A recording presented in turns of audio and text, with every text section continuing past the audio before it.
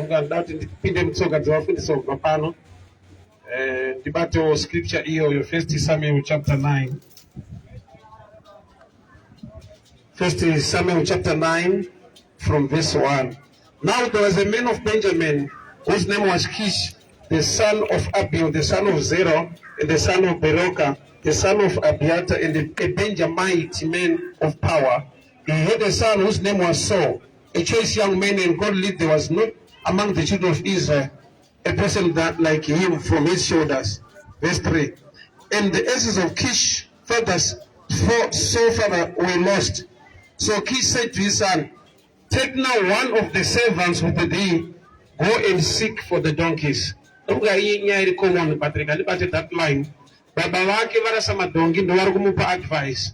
Varasa madongi ndo vari kumupa advice. Baba varasa madongi vaku advise ari kuenda kunotsvaka madongi. You know, sometimes munhu ane zviri kurasika kuti akuadvisewo, sometimes unoda advice kubva kuvanhu vari nani.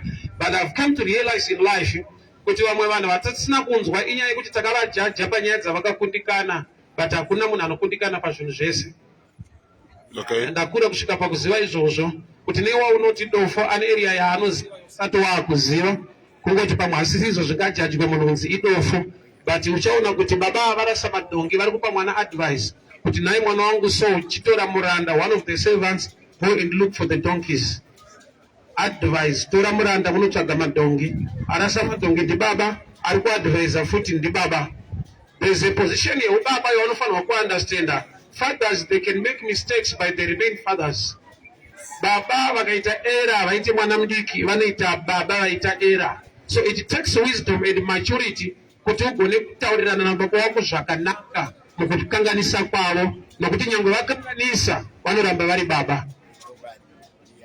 Baba mukusaziva iwe une zvaunoziva, unoramba uri mwana anoziva ana baba vasingazive. It's your duty kuti baba vako vazive kana une moyo neheart towards your father. But ukava mwana wokuti anoseka baba vake kana kuti anda kuprova kuvanhu kuti ndi baba zvavo but havana brain, ndindi ne brain, uchaona kuti chisingachinje ndechekuti ndi baba vako. So ipapo panokuti ndi baba vako vane office yavanooperator in the things of the spirit. Kana shoko richiti kudza baba namai vako, zvoreva kuti pane nyaya yakadepositwa naMwari mavari yemazuva ako ekurarama panyika. Kalenda rako riri kumusha kwenyu, kalenda rako riri kumba kwenyu kwamudhara wako. No matter waenda kuna prophet are so powerful, chinoita kuti prophet wako avhure bhaibheri ari kuti dzimwe nyaya unotonzwa uku, dzimwe ndozokuudzawo pachipo chekuprofita, but pane zvinoda the knowledge of the word to equip you. Nekuona kwese kunoita prophet wako anotanga avhura bhaibheri, vanovhurire iwo vachiona iproof yekuti zvimwe zvacho handizizive zvitori. Mwari vane zvavanondipa ndichitaura newe, but tine zvatakapiwa Mwari zvaanogona futi kutaura newe. So baba varasa madongi, but vari kuti mwana wako tora muranda wako, tora muranda muende kundotsvaka madongi. Ndini so tiri vafanira vegeneration yedu taiti mudhara, hamundudzire zvokuita, chingoti itsvaga madongi, musarudzi tora ningi enda wakadai so nokuti imi matorasa saini yekuti hamugoni kuva careful pazvinhu zvenyu. So pane nguva yekutoti mistake iri kumhuri kwenyu haisi mistake kumhuri kwenyu, ndo line yebreakthrough kuna achagona kurikavha era yakaitika mumadzibaba. I take kukundikana kana kuti kutadza kwevakuru, say a teaching or a lesson. Why? Because kana kune munhu akakundikana mune zvimwe zvinhu, ini ndichadzidza kuti hazviitwe torarama life iri better than him. Kwete nokuti I was better than him, but I was given a privilege to learn from his mistakes. Nokuti dai asina kuita mistakes iwo aenda itaitawo. Zvimwe zvinhu zvauri kutadza kuita mistakes today, une role models, une vanhu vakakuudza, une zvawakadzidziswa, une vanhu vawakaona kuti ukadai so kutamba neupenyu hunodai. Saka iwo dai vasina kudaro, aiva example yacho ndiwe. So mistake yemunhu mukuru is a privilege kuvana vadiki kuti vadzidze kuti hazviitwe. So kana wadzidza kuti hazviitwe haumuinsulte, anoramba ari munhu mukuru akaita mistake. So baba vake varasa madongi, but vaite mukomana vanoramba ari baba vake, ndosaka vari kumuudza zvekuita even mutime yekurasa madongi. Tora muranda muende kundotsvaka. Arasa ndivo vari kurayira mwana nekumuudza zvekuita ndivo. Hakuna munhu asingazive, kungoti avazive zvaunoda kuti vazive. but vane zvavanotoziva mulife. Life haina dofo, inyaya kuti makaisa munhu mufield dhisiri yake munyaya dzisiri dzake. You can't compare fish netsuro. Chimwe chinorarama mumvura, chimwe chikapinda chinofiramo. Ichi chikabuda chikaita kukwikwi netsuro chinofira panze.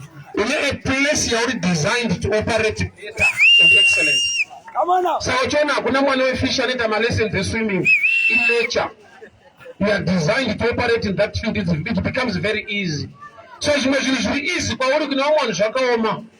Zvimwe zvinhu zvakakuomera zviri easy. Pane time yakambouya mwana wangu achiri kuita O level kudhara so akauya nehomework yemaths. Ndatibatsirawo maths ndakamudza shona yakanaka yaita kuti ndigone kudzidzisa nhasi. Ndakamuti shona, ndakati maths dzinondinetsa. Handina kuti maths dzinonetsa. Because ukamuti maths dzinonetsa anonodropa maths, anoignore, anongoti mubhara akati dzinonetsa. Chokwadi ndechekuti dzikanetsa inini hazvirevi kuti dzinonetsa. Dzinondinetsa. Mari haisi kubatika, iwewe hausi kuibata, kune kwairi kubatika. Vakomana mazuva ano havasi kuroora. Saturday ndakatoona kuchiroorwa munhu, vari kuroora vari kungosiya iwewe. Ndochokwadi chiripo. Zvinenge zviri rough hysteric but ndo sure. Hamuna mboona motikari yanga nemabhaluni ichifamba murokesheni. Kune mumwe akaenda mugeneration netime iri kunzi havasi kutora. So baba avarasa madhongi, he remains a father. Mukomana ari kurespekta baba wakarasa madhongi. Ari mumwe aiti mudhara wemwana baba wakarongeka, vana kubvira vatomurasa. Sei imi musina kurongeka, marasa madhongi enyu madatsvagisa isusu. Who knows? Maybe you were born to become an answer to your generation. Yauri kuaccuse nekupa mhosva yese wakatoberekwa kuti uvabudise musituation iyoyo. Moses was born in slavery to take his people out of slavery. Ashanoti aberekwa kuti mukaisi kuno, ndiye kunofamba unemeita nhapwa kuno. He was born in slavery, but the mandate of God upon Moses is to take people out of slavery. So kwawakaberekerwa isi nyaya, chawakaberekerwa ndo nyaya. All right. Environment neakakubereka hazvina nyaya, but God has a special reason concerning your life. Usati wanongedzera nekuwapomera mhosva kuti dai ndakaberekwawo kwakarongeka, dai ndakasvikira mhuri yakadai. Inzwa tese tinoda kuti dai tatiri ikoko. But kwatiri ikoko kune nyaya dziriko, Mwari dzaakanoti you are the right person. Saka vakatendera kuti uberekerwa muarea iyoyo. Okay, yeah. Saka baba vanorasa madhongi. Mukomana anopiwa instruction nababa wakarasa madhongi. Komana ndokubva ndichienda unotsvaga but tora muranda muende. Ichokwadi kuti vari mumasango ese vakashayiwa madhongi.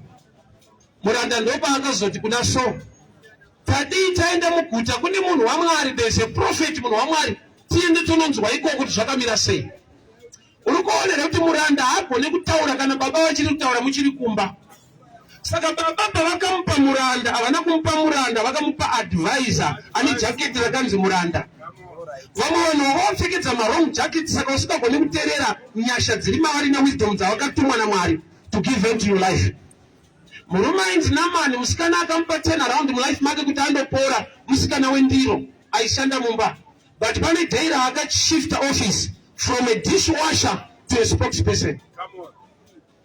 Kuda kuti vamwe vanhu unowana ne one side, saka usingagoni kugamuchira the other side nenyasha dzakaiswa naMwari mavari.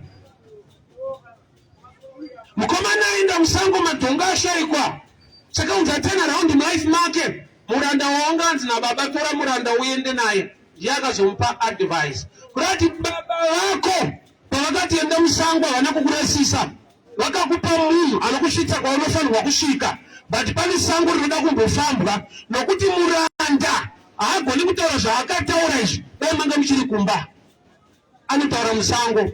But uri kuona kuti vhangeri rekusango rakamuendesa kuna Samueri akanozodzwa, vhangeri rekumba rakamucheta kusango.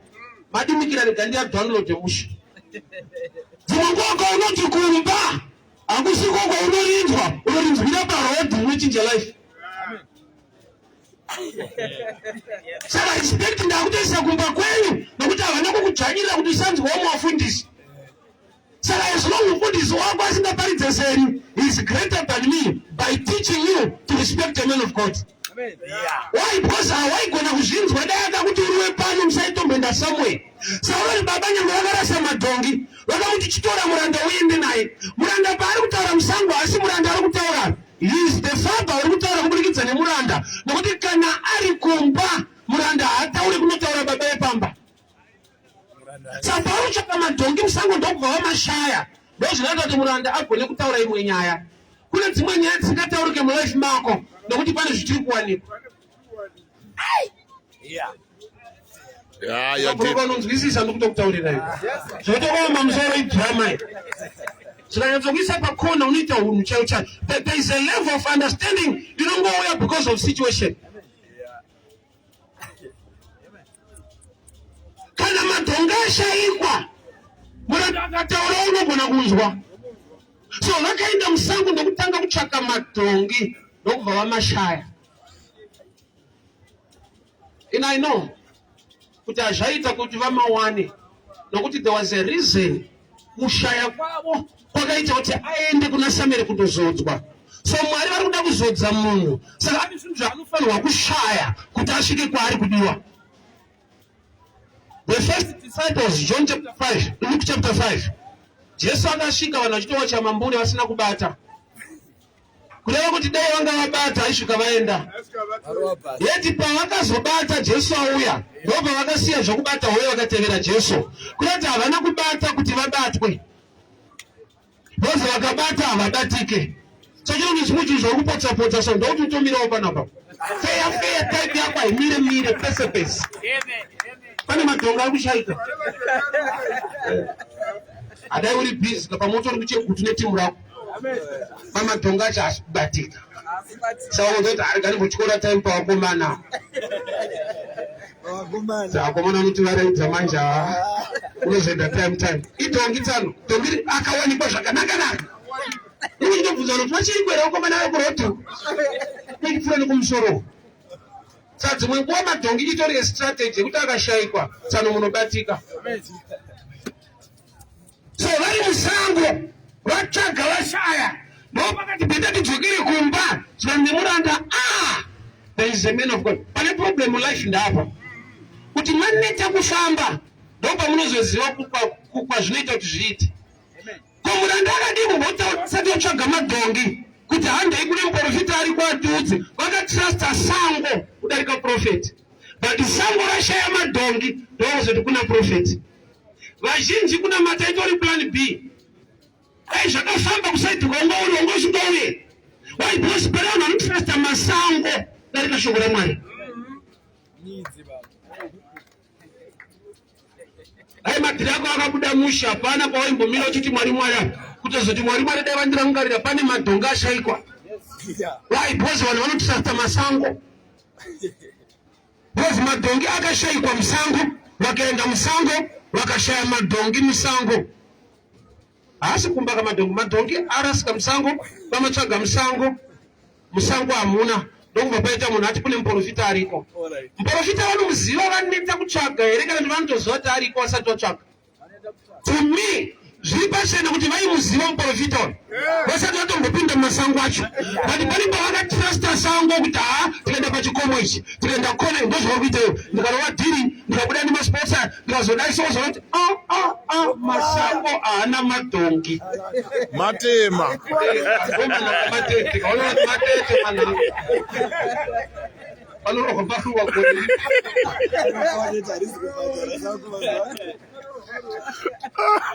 Vaitoziva kuti kune muprofita. Knowledge haiuye nokuti maneta kutsvaga. Aitoziva kuti muguta mune muprofita, but vakatrasta vhangeri resango. Pavhangeri apa pakuda munhu anonzvera zvaMwari nokuti raako vhangeri resango. Inzwaka, vanhu vari mugarden, they were not eating out of sweat. Although Adam was working and sweating, he was eating out of grace. Nokuti chakatotanga mugarden eating kwete working. Munhu akasikwa day number 6. Day number 7 isabata izororo. Munhu haadyi here kana ari off. Anodya. Chakatanga eating. sei Mwari vatimbira kuti patange neeating kuitira munhu asazembere paziya rake azembere paprovision yake.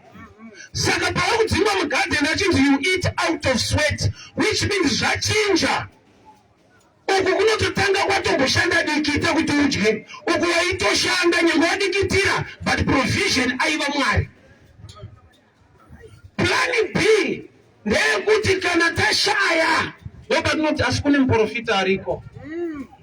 Munhu anoenda nohodha zvorega kufamba uzoona kuti baba ndakamhanya zvinhu zvangu so but zvabatwa nezimura. Usati wataura kuzimura Mwari akataurwa naye Mwari wenyu ndinomutenda kuti anoita minana baba zvinhu zvangu zvakamira pakuhodha so wakatori krosa zvisina Mwari mukati zvikabatwa kuna Mwari. Ndosaka kwane vanhu vanoshandira vanhu. Why? Nokuti kune vanhu vanotora kunamata seplan B havadi kunamata Mwari. Iye kuti unoenda kunobvunzira kuti Mwari ari kuti kudii panyaya yako utobuda pachero kuti newa mutaudzani ndinzwa nevamwe kuti Mwari ari kuti panyaya yako iwe neMwari wacho hamuona nezvachose. Taipiwa Mwari kuti unomudzira pane umwe munhu achitaura nyaya yako ikoko. Why? Because haudi kuudzwa relationship, unoda kuudzwa kunzi aiwa I'm so powerful, come I'll do this and I'll do this and I'll do this. Muprofita anotogara muguta vanhu varasa madhongi vanoita kutsvaga vobava kuti there is a man of God wokuti akataura zvozviita zvakanaka, there is a man of God ane integrity, there is a man of God so powerful. Mazviziva mashaya here kana munozviziva musati mapinda musango munozviziva but pane pamatrasta masango.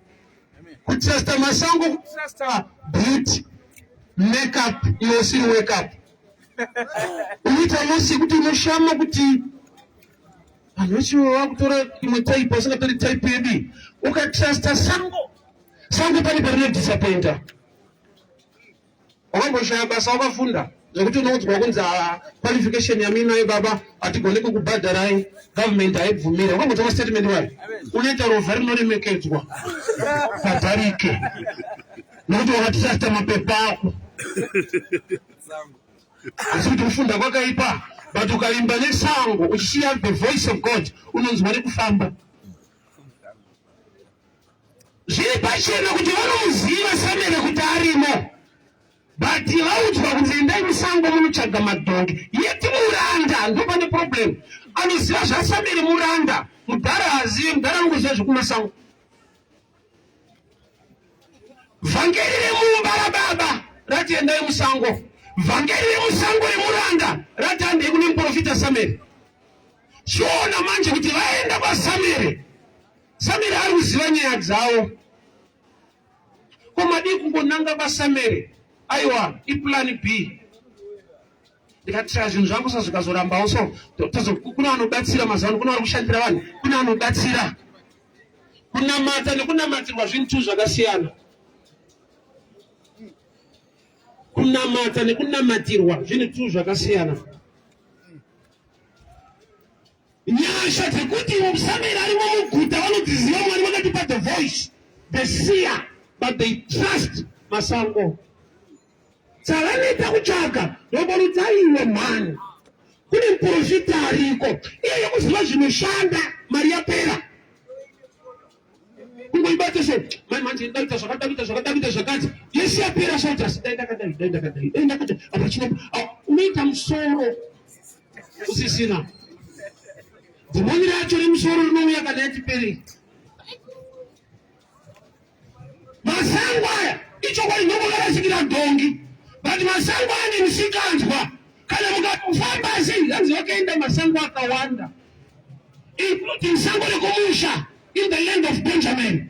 Amuna Samuranda ndoba akati ndofunga yashandisire kuti titaure sanzi muno muguta mune munhu waMwari so vaitsvaga madhongi musango ndokubva washaya ndokuenda kumba kwemunhu waMwari ndokuudzwa nyaya yekuwanikwa kwemadhongi uye neplani yaMwari paishu yemadhongi. Nhamo yedu ndeyekuti tine Mwari zvatinoda kuti atiitire but iye ane program ane process yaanoda tifambe nayo.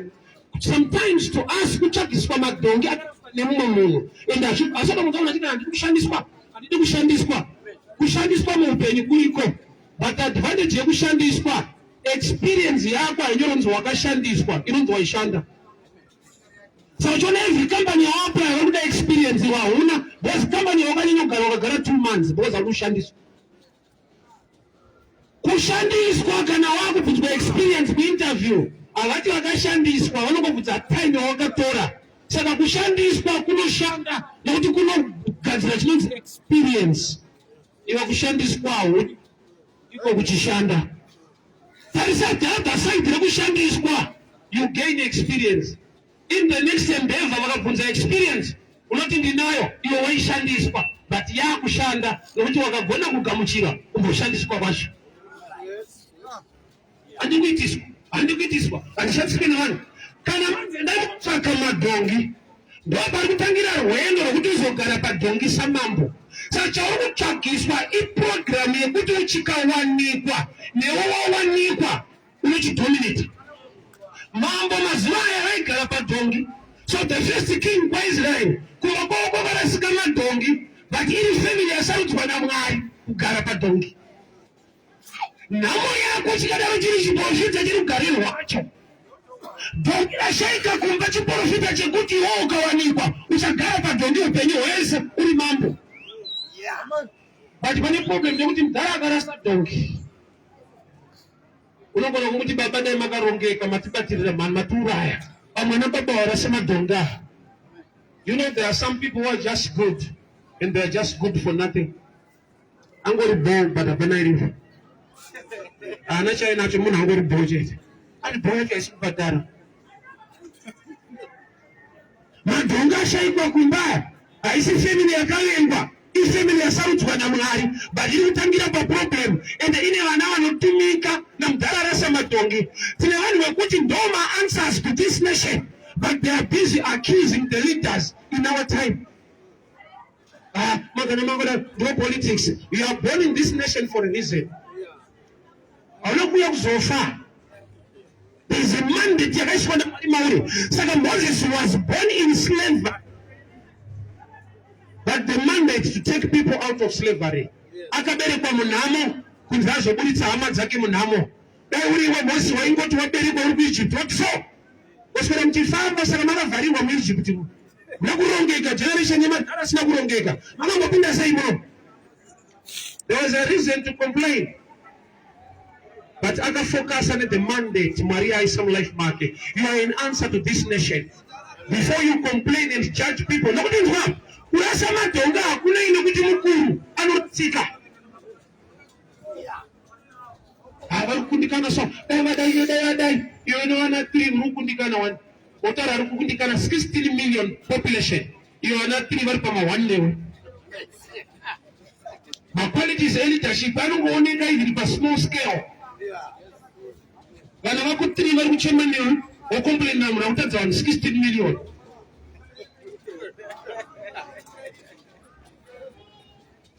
Instead of complaining, pray and ask God, why are you in this nation?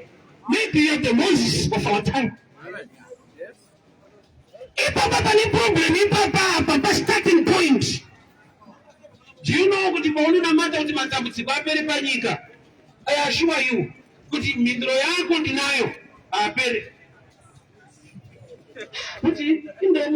why? Because problems, they are not create employment. Doctor kutila ni vanu vane problem mazino.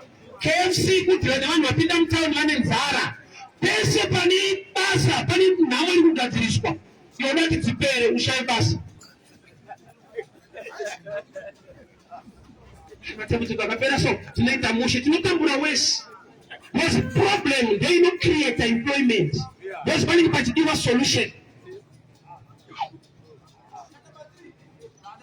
Mindi akada kutenga Benz atanga tsvaga mari yeBenz anokuenda pakamba nokunokunzira yemabhasikoro ari kuona vanhu vari kutambura transport kuenda kubasa opa contract company yekuti patengwe mabhasikoro imi pamune makuchovha iye anobva apiwa cheke yake otenga Benz so pese pari kuchovha munhu pari kudhiraivha munhu wakasorovhera yako nhamo kwasorovha yake iye aida Benz iwe wanyamuka kuenda kubasa obva apiwa bhasikoro kucompany mobatirwa mari.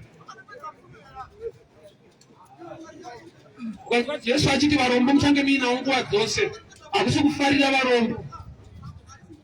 There's a system iripo panyika yekuti kune vanoramba vari that level complaining kuti madhongi akaraswa takaberekwa kunana baba right vasina kubvira kurasa madhongi upenyu hwedu huri right.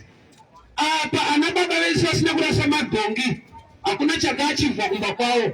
Pana soko varaswa madhongi akazodzwa akava mambo. Nyaya yakatangira kuti paakabvuma kutumika kunotsvaga dhongi akanozodzwa naSamueri akazogara padhongi ari mambo. Ine problem ndo starting point.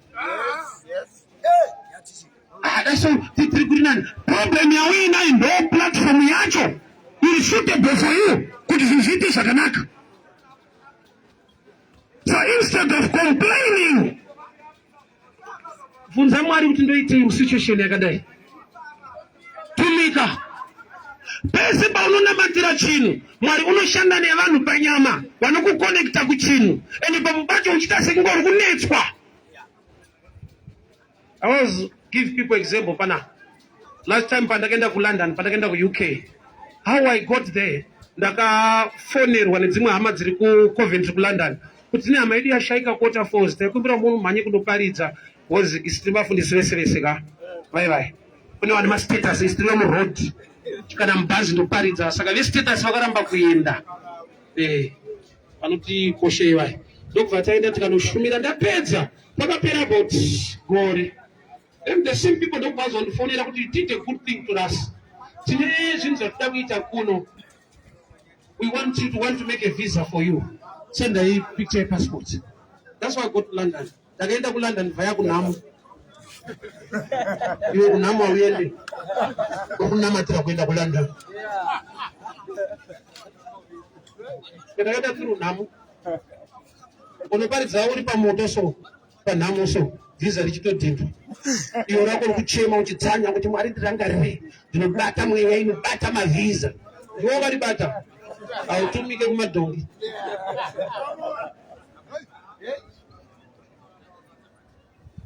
Jesu akaberekerwa mudanga, but there is such zvakauya gold. Sometimes the place haisiri yaunoda, but the star ichatuma vanhu inofanirwa kusvikira ipapo. Kana shoko richiti all things work out together for good. Unonamata Mwari anoshanda nezvese zvese. Nezvaunoti hazvina basa. Alright, I'll give you another example. How I came to town. Kuzogara kuno kuHarare. Ndakurwa mazuva ekuJumbo. Kune golf club. Varumba vaitamba golf ikoko. So one old man akaponjerwa nevhiri achiita golf. Saka nevamwe vangu takadarika nepo ndokubva atikumbira kuti can you help me ndichinje vhiri? I'm running late. Omwe wangu akati vaishandisa nababa vedu mahara. Ndatishandisa. Ndikati I've got nothing to lose. Kochinja vhiri 5 minutes. Vhiri rachinjwa. The same white man, after about 5 months, he called me. I got to open the company for Harare Coventry. Come and lead people. The company it's a tire company, so I want you to lead them. That you show me something. I pass a video. I change a video. You show me a character. You are change a video. We tell you show me so that you offer. Kune zvinhu zvisina basa zvine basa. Andikona kukosha kwakaita munhu akasikwa kubva mudust. Mwari ane tsika yekutena dust to become a man wamunorespekta. Vese vanomurespekta vavai idust. Man was formed out of dust. Ana Bill Gates out of dust. My president out of dust. Vese vanoonekwa vachisalutwa vai idhaka. Unyanzvi hwaMwari zvisina basa muruoko rwaJehovha zvinoita mabasa makuru.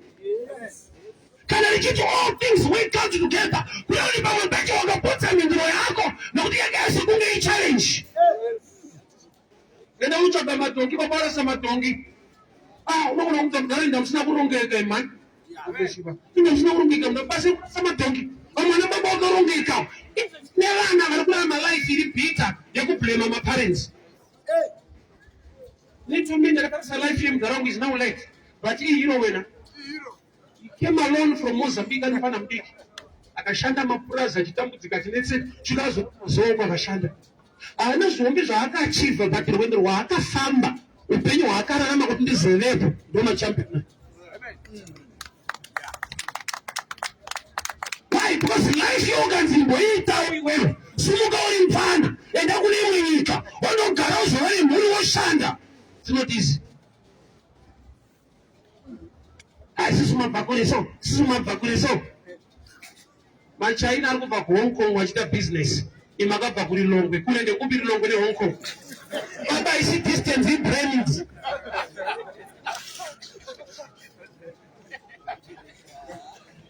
My problems wanted the world to rotate.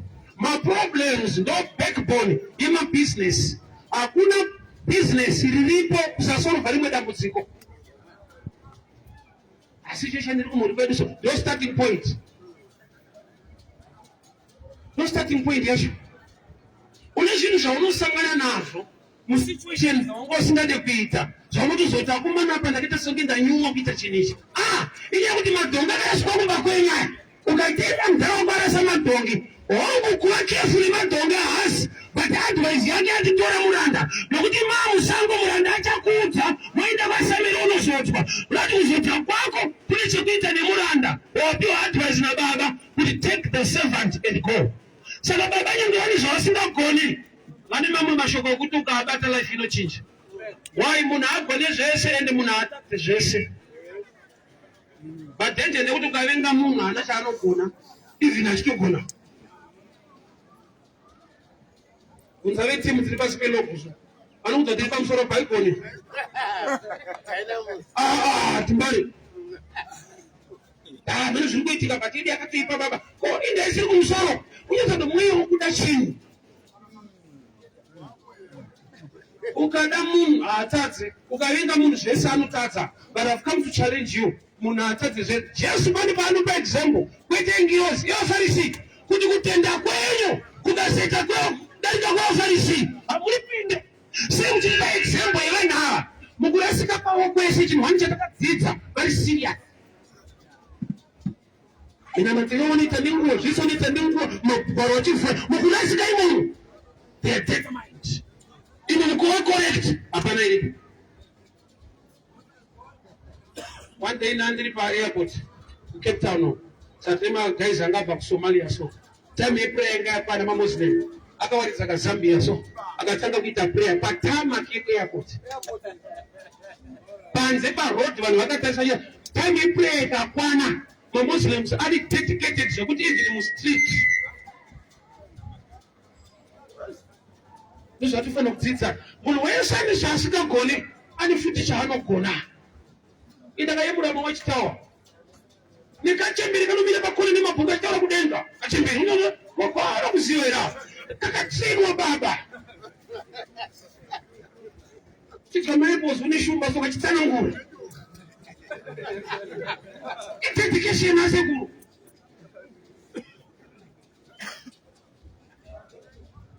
Tine zvatofanirwa kuyemura kubva kwaari. Saka baba yevarasa madhongi but he remains your father. Hamdara iso baba tangoita munyama madhara takaberekerwa so azvaka zvaume hausi munyama ndione munyama paunderstanding nethinking yako mafungiro maonero anoita zvinhu hondo imwe chete yakaita kuti vamwe vanzi mahero ndo yakaita kuti vamwe vanzi marefugee. Decision yaunotora pahondo ndozita rauchapiwa yapera ukati atichairiwe nyika ndedu hero ukati tinokuwadzwa takuenda kukembi kune vamwe refugee. Decision yakatora papisa zvinhu ngatidzongororwe izvozvo wilo situation yatimira tese but unofunga ipamusoro payo ndozita rako mangwana. Ende pakapiwa maovheti mari ndakabhokera namuntaraunda ngeto munyu kupiwa mari mamuripo mamuri kumachite mutaraunda kubva andiudza manje kuti dai mamuripo ime mitsara inyaya yehondo rutauro hasi mafanisi asi kuzana tikamodzaoti kune tiye gasu but kune mutauro amba kunzi ovheti hasi mafanisi dedication imwe iri too much. So baba vakarasa madhongi yes but he's a good man pakupa advice. Tora muranda wako munotsvaka madhongi prophetic advice. Why? Mashaya madhongi muranda ane a word ichaunza turn around life mako Sambere kwako anobera akatadza zvakawanda asari zvaakagona. Mupe remekedzero wake parenki yake as a parent. Saka shoko parinoti kudza baba naamai mazuva ekurarama awedzerwe. Kunoti i-office isingagoni kushandiswa napasta. Ukasaremekedza vabereki vako kana chimufundisi wako akakunyepera kuti baba vako ndavakakuroya saka siyana nawo ndiye atokuroya kudarika akuroyiwa kwacho nababa. Why? Baba ivavo muroyi ukavatengera shuga unoreceive blessing if vasina kutaura kuti be blessed. Iyo mukadzi aikuda ropa paakabata Jesu akapora. Isu yatakajaira ndeyekuti I need your touch. Uyo akati I'm coming to touch. Ukanzwa Jesu akuti ndiyani andibata isaini yekuti atsikumuziva vatanzi akapora. So ukaita chakanaka chinoattracta favor even musina kuonana. Ofisi nembereki wakwe yekuti mazuva awedzerwe haiwanikwe kuchechi inowanikwa kumbondoro kana kuchiweshe. Zvimwe zvamuchengera kuti pastor Itaya havaiti unongotsotswa zvako. Iofisi yavakapiwa hazvinei neunhu hwavo hazvinei nekuroya kwavo. As long as a parent he carries that blessing ari muroyi kudaro. Tokuroya mora bhozi wakatoroyiwa nechechi kusiyana nawo. Iyo mupurisa kana kanzi akaonda sei iwe uri giant. Puriswa cheni ausungwe neutano usungwa neuniform neofisi. Kai ofisi ine powder ariko usungwa unyanya. Bisa ikuti wakuru. Auti hama chawakapera kudaisa handibvise. Iofisi haineni utano haineni kutarara nenzara. Yes, authority in that office. Vazhinji vedu havana parental blessing now. Nekuti vabereki vangu vandikanzota unobata-bata. I will repeat this statement. Kana wakafamba ukanzwa kuti vabereki vako vakabata-bata saka zvisiri kufamba, rega ndikudze ichi. Munhu akakudza izvozvo anoona asi hazive. Imena ndikudze ruzivo pane chaakaona. Havasi kubata-bata. Irengi yavakapiwa iri kukubata-bata. Kutanda bocha unzi tanda. Ukangoita zvisirizvo kune madhimoni ari assigned kuti rene vanhu nivo vasingabate zvakanaka vabereki vavo. Munhu akakutsamwira semubereki anodarika munhu akanotora mushonga achikuroya. Because ofisi yake inoblessa kana kutuka. Ane spiritual backing inodarika midzi yemiti. Saka akakuti wakagadzirwa namubereki wako anga ari right kungoti azive zvazvinoreva. Havana mushonga wawakabata. Zvaunoita kwavari zvinodena zvinoitika kwauri nokuti iofisi yavo. Haudi kuroyiwa character yako inodena uroyi unodarika chaizvo kubata mushonga. Unoita mbereka ripswa maricho kushandisirwa shuga nefoni yauna nhomwe. Wada kuti unamatirwa kuchechi une mbereka ari kushandiswa nevamwe vana vamwe vari kusakuriswa. Nhamwe ine mbereki wako nelife yaunorarama hautombodi kuroyiwa. Une kesi iri kutambira pamusoro pako. Haigadzirwe pano kufuga maiti namate. Saka tatombotanga nepreaching kwete prayer. Dzika kumhondoro. Even saka kuti bless you. Ukavaitira the blessing flows. Jesu ndiye anoporesa. But mukadzi akabata hem of the garment, not Jesus. Jesu ndovati ndiye anandibata. Yeti Bible roti mukadzi akabata hembe, not the person. Jesu ihembe ere kana kuti munhu. Saka mukadzi yapora sei abata hembe. Hembe yacho iri pana Jesu. Zviri pavabereki vako zvinogona kukuitira zvakanaka kwete ivo. Nekuroya kwavo ukavaitira chakanaka unokomborerwa chiroyiwa. Zvokuti vandoshamsika kuti ndwakatoromba kuvadarika. Jesu munhu kwete hembe. Mukadzi akabata hem of the garment akapora. Chinoporesa is the person, not the cloth. Why? Because Jesus is a person. But say Jesu achiri pana andibata. Ari kungoti zviri pandiri zvinorepresenta inini. Ukaitira vabereki vako zviri pavari zvinorepresenta ropafadzo yako. Even vasina kuti bless you nekuroya kwavo kwese. Ukavatengera shuga unokomborerwa. Why? Because kuroya ichoice yavo. But kukuropafadza imandate yaMwari iri muofisi yavo. You can raise our hands. Father, we thank you for your word. We thank you for your grace. We thank you for your favor. Mazvita nemutara kuupenyu hwedu Mwari. Ndaisa mweya wokutumika, ndadzorera vana kumadzibaba. Ndadzorera kuyanana pakati pemhuri. Vanotumwa nevanofamba vachiita zvingadiwa mhuri yavo ngavaropafadzwe, nyasha dzidururwe muzita raJesu Kristu Nazareta. Amen. God bless you people. We meet again some place, some time. You can also give if the word blesses you. Thank you.